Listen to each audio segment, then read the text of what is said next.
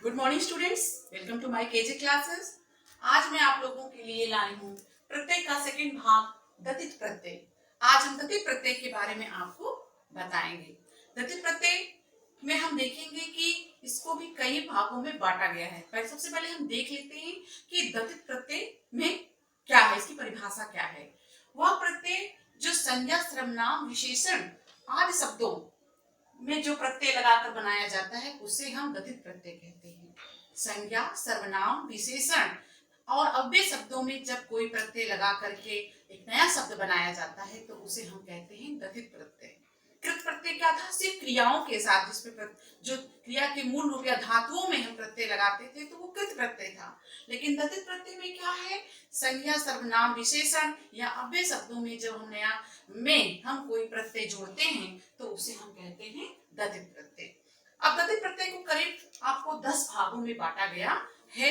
आइए देखते हैं कि कौन कौन से हैं और किस तरीके से हमारा दतित प्रत्यय बनता है। हमने बताया आपको कि संज्ञा, सर्वनाम, विशेषण के शब्दों में जब हम कोई प्रत्यय लगाते हैं तब वो हमारा दतित प्रत्यय कहलाता है। तो हम देखते हैं कि इसका पहला भाग है संज्ञा से संज्ञा, यानी कि जब हम संज्ञा में ही कोई प्रत्यय लगाकर फिर उसे संज्ञा बनाते हैं तो वो संज्ञा से संज्ञा। जैसे इया प्रत्यय है और डिब्बा हमारा मूल शब्द था, तो डिब्बा में हमने जब इया जोड़ा तो डिबिया, खाट में हमने इया जोड़ा तो खटिया।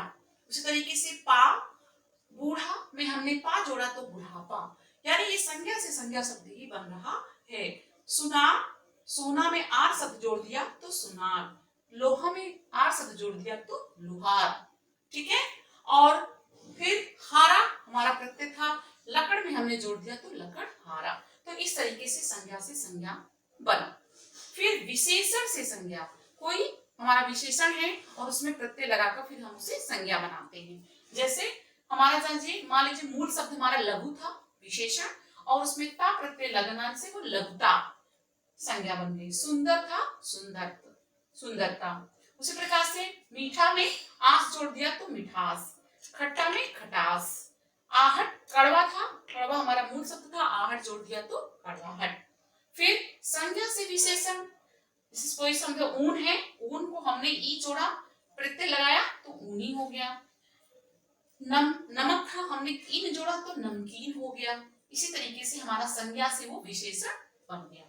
फिर अगला है क्रिया विशेषण से विशेषण बनाते हैं। मान लीजिए आगे था ला लगा के अगला, पीछे था पिछला।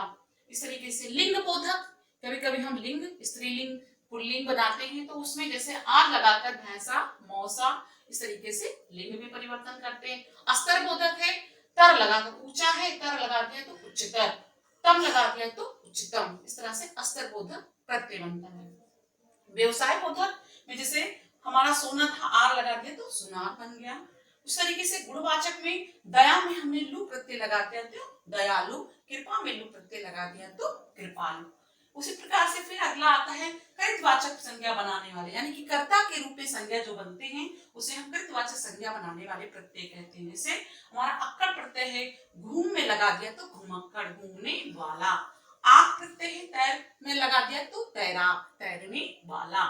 और उसी तरह से भाववाचक है कि आस हमारा प्रत्यय मीठा में जोड़ दिया तो मिठास, आहट प्रत्यय घबरा में जोड़ दिया है, घबराहट में जोड़ दिया तो घबराहट। इस तरीके से हमारा जो है ये दतित प्रत्यय है जो कभी संज्ञा से संज्ञा बनता है, कभी विशेषण से संज्ञा, कभी संज्ञा से विशेषण, क्रिया विशेषण से विशेषण, फिर कभी लिंग बोधक में, फिर अस्तर बोधक में, कभी व्यवसाय बोधक में, कभी गुणवाचक में, कभी कृतवाचक संज्ञा के रूप में और कभी भाववाचक के रूप में हम इसको बनाते हैं। ये था दतित प्रत्यय। दतित प्रत्यय में एक और आपका आता है इसके बाद एक विदेशी प्रत्यय या हम आगत प्रत्यय कहते हैं।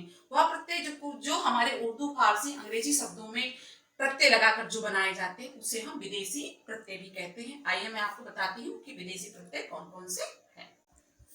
हाँ, अब हम देखते हैं हमारा विदेशी या आगत प्रत्यय। हमने बताया कि उर्दू, फारसी या अंग्रेजी के ऐसे बहुत सारे शब्द हैं जो हमारे हिंदी में प्रयोग किए जाते हैं, उन्हें हम आगत भाषा के से नाम से जानते हैं। तो कुछ ऐसे विदेशी या आगत शब्द हैं जिसके अंत में हमारा जो प्रत्यय लगता है उसे हम विदेशी प्रत्यय या आगत प्रत्यय कहते हैं। आइए देखिए कौन कौन से। जैसे आना, आना प्रत्यय है, साल में हमने लगा दिया, साल हमारा मूल शब्द है तो सालाना। रोज में लगा दिया तो रोजाना। नाक है, हाँ, खतरा से खतरनाक। दर्द हमारा मूल शब्द है दर्दनाक। दार, दुकानदार। माल हमारा मूल शब्द है मालदार। बाज हमारा मूल प्रत्यय है धोखा, धोखेबाज। पतन मूल शब्द है बाज लगने से पतन, बाज। इस तरीके से ये हमारे उर्दू और फारसी या फिर कह सकते हैं अंग्रेजियों के बहुत सारे शब्द होते हैं जिसमें हम कोई प्रत्यय लगाते हैं तो उसे विदेशी या आगत प्रत्यय कहते हैं। अब हम आपको एक चीज बताएंगे कि कोई कोई ऐसे शब्द होते हैं जिसमें उपसर्ग और प्रत्यय दोनों लगे होते हैं। कभी कभी एग्जाम में पूछा भी जाता है कि कुछ ऐसे शब्दों को बताइए जिसमें उपसर्ग और प्रत्यय दोनों एक साथ प्रयोग हुआ है। तो आइए कुछ ऐसे शब्द हैं जिसे हम आपका उपसर्ग और प्रत्यय दोनों उसमें दिखाई देता है। आइए देखते हैं। हाँ, अब देखते हैं कि उपसर्ग और प्रत्यय का एक साथ प्रयोग।